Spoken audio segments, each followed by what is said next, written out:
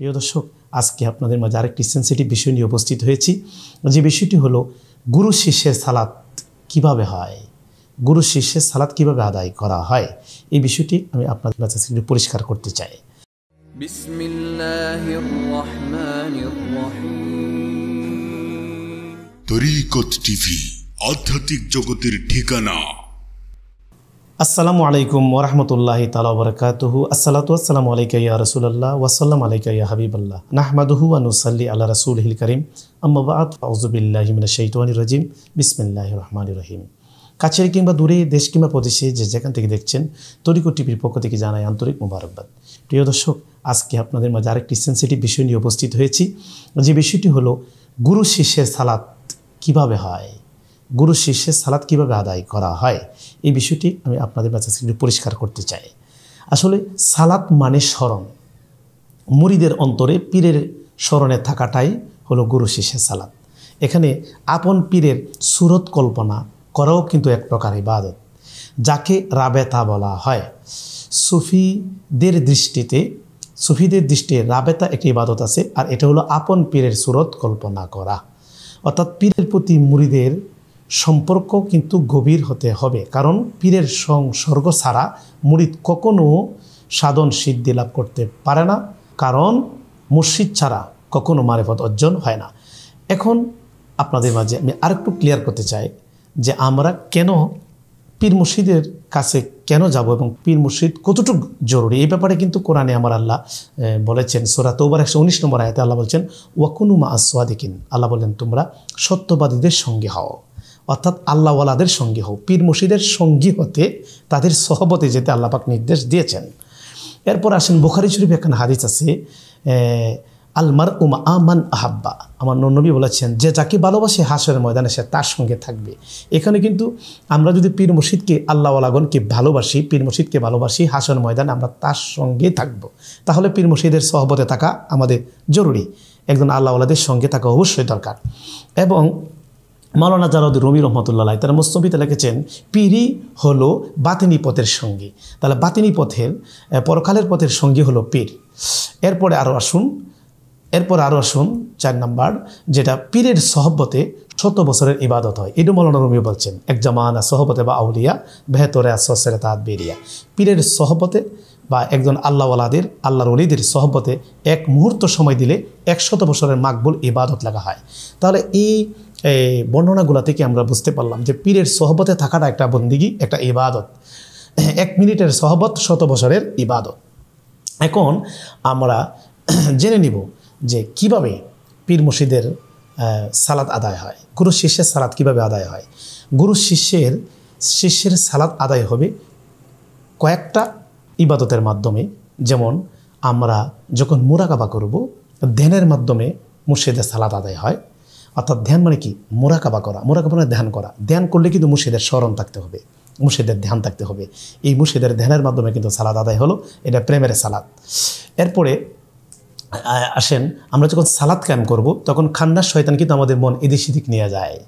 তাই আমাদের মনটা যেন একটা পবিত্র লোকের কাছে থাকে, একজন আল্লাহওয়ালাদের কাছে আমাদের মনটা থাকে। খান্নাস শয়তান যেন এদিক সেদিক না নিতে পারে, এই জন্য মুর্শিদের প্রতি বর্জক ধ্যান রাখতে হয়। এরপরে এটার মাধ্যমে কিন্তু প্রেমের সালাত আদায় হয়। এরপরে আমরা আরেকটা সালাত হয় কীভাবে? পীর মুর্শিদের দিকে কেউ যদি নেক নজরে তাকায় তাহলে তার পাপ মোচন হয়ে যায়, তার ইবাদত হয় এবং পাপ মোচন হয়। কারণ একজন নায়েবে রাসূল, একজন আল্লাহওয়ালা যারা, একজন নায়েবে রাসূল যারা, হক্কানি পীর মুর্শিদ যারা, তাদের চেহারার দিকে তাকাইলেও কিন্তু ইবাদত হয়, অর্থাৎ পাপ মোচন হয়ে যায়। তাহলে নেক দৃষ্টিতে পীর মুর্শিদের দিকে তাকানোটাও কিন্তু একটা প্রেমের সালাত। এরপরে আরেকটা বিষয় ক্লিয়ার করতে চাই, যখন আমরা জিকির করব, জিকিরের ক্যাবলাই কিন্তু মুর্শিদ। এটা কিন্তু ফতোয়া শামিতে আছে। কারণ নামাজের ক্যাবলা হলো বাইতুল্লাহ, পশ্চিম দিকে ফিরে আমরা নামাজ পড়ি। দুয়ার ক্যাবলা হলো আসমান এবং জিকিরের ক্যাবলা হলো পীর মুর্শিদ। যখন আমরা জিকির করব তখন আমাদের ক্যাবলা থাকতে হবে পীর মুর্শিদ, অর্থাৎ পীর মুর্শিদের স্মরণ থাকতে হবে। কারণ সালাত মানে স্মরণ, সালাত মানে স্মরণ। এটা যখন আমরা জিকির করব তখন এই জিকিরের মাধ্যমে পীর মুর্শিদের স্মরণ আসতে হবে, পীর মুর্শিদের দিকে আমাদের খেয়াল থাকতে হবে। তাহলে এই যে এই জিকিরের মাধ্যমে পীর মুর্শিদের স্মরণ হচ্ছে, এখানেও কিন্তু প্রেমের সালাত আদায় হচ্ছে। যেহেতু হক্কানি পীর মুর্শিদগণ আল্লাহওয়ালাদের অন্তর অর্থাৎ আল্লাহওয়ালা হক্কানি পীর মুর্শিদগণ অন্তর ঈমান ও মারিফতের নূর ভরপুর। তাই এই মারিফতের নূর অর্জন করতে হলে অবশ্যই পীরের খেদমতে বা পীরের সহবতে থাকা জরুরি, কারণ পীরের সহবত ছাড়া মারিফত অর্জন হয় না। তাই আজকে আমি বোঝাতে চাচ্ছি এটাই যে পীর মুর্শিদেরকে চোখে চোখে রাখা, পীর মুর্শিদকে অন্তরে রাখা এবং পীর মুর্শিদকে কল্পনা করা, এটাও কিন্তু প্রেমের সালাত আদায় হয়। আর আপনি যতই পীর মুর্শিদকে খেয়ালে রাখবেন, ধ্যানে রাখবেন, চোখে চোখে রাখবেন, খান্নাস আপনাকে পরাস্ত করতে পারবে না, খান্নাস শয়তান আপনাকে ধোঁকা দিতে পারবে না। কারণ আল্লাহওয়ালাদের অন্তরের মধ্যে আল্লাহ পাকের নূর, মারিফতের নূর ভরপুর রয়েছে। এই মারিফতের নূর, এশকের নূর দ্বারা মুরিদকে নূরময় করে তোলে। তাই পীর মুর্শিদকে অন্তরে ধারণ করা, চোখে চোখে রাখা, শয়তান খান্নাস আপনাকে ধোঁকা দিতে পারবে না। আর এই পীর মুর্শিদের সুরত কল্পনা করা, পীর মুর্শিদের দিকে নেক নজরে তাকানো, জিকিরের মধ্যে, মোরাকাবার মধ্যে পীর মুর্শিদের দিকে খেয়াল রাখার মাধ্যমে একটা প্রেম ও সালাত আদায় হয়, গুরু শিষ্যের প্রেম ও সালাত আদায় হয়।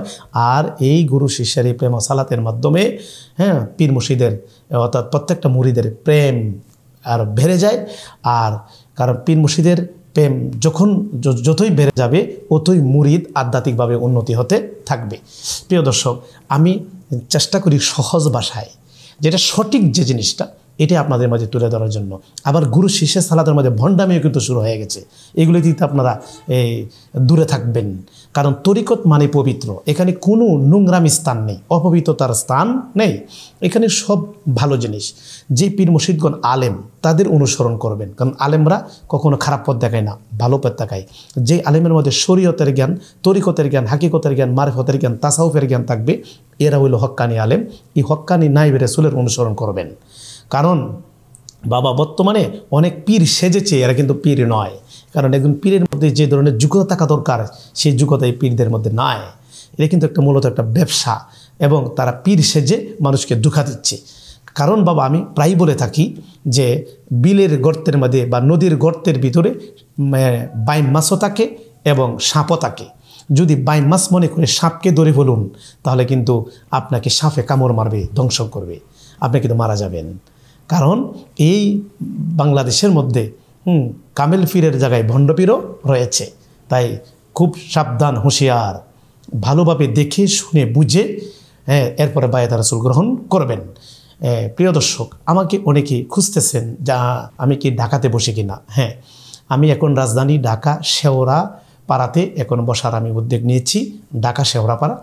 তো আপনারা যারা আধ্যাত্মিক তালিম নিয়ে আধ্যাত্মিকভাবে উন্নতি হতে চান বা মোরাকাবা মুশাহিদা শিখতে চান, মুর্শিদ সাধনা শিখতে চান, মারিফতের গুপ্ত যে ইবাদতের মাধ্যমে মানুষের কলব সংশোধন হয়, কলব পরিশুদ্ধ হয় ইত্যাদি আধ্যাত্মিক তাসাউফের জ্ঞান নিতে চান, আমি একটা তাসাউফ একটা স্টাডি, একটা গবেষণা কেন্দ্র অর্থাৎ আধ্যাত্মিক একটা পাঠশালা, আধ্যাত্মিক শিক্ষা দেওয়ার জন্য একটা কেন্দ্র আমি ঢাকা রাজধানীতে করতেছি, শেওড়াপাড়াতে। আমি বন্ধের দিন শুক্রবারে বসার একটা সিদ্ধান্ত নিয়েছি, কারণ আমার তো অনেক খানকা, সব খানকাতে আমি একটু সময় দিতে হয়। ঢাকাতেও আমি একদিন বসার প্ল্যান নিয়েছি। আপনারা আমার স্ক্রিনের নাম্বারে যোগাযোগ করেন যারা আমার সাথে সাক্ষাৎ করতে ইচ্ছুক ঢাকাতে। ইনশাল্লাহ আমি ঢাকাতে এখন বসার উদ্যোগ নিয়েছি, বন্ধের দিন শুক্রবারে বসবো, আপনারা আমার সাথে যোগাযোগ রাখবেন। তো যাক, আজকে এই পর্যন্তই, আপনার কাছে বিদায় করছি। ও আখিরি দাওয়ানা আনিল হামদুলিল্লাহি রাব্বিল আলামিন। আসসালামু আলাইকুম।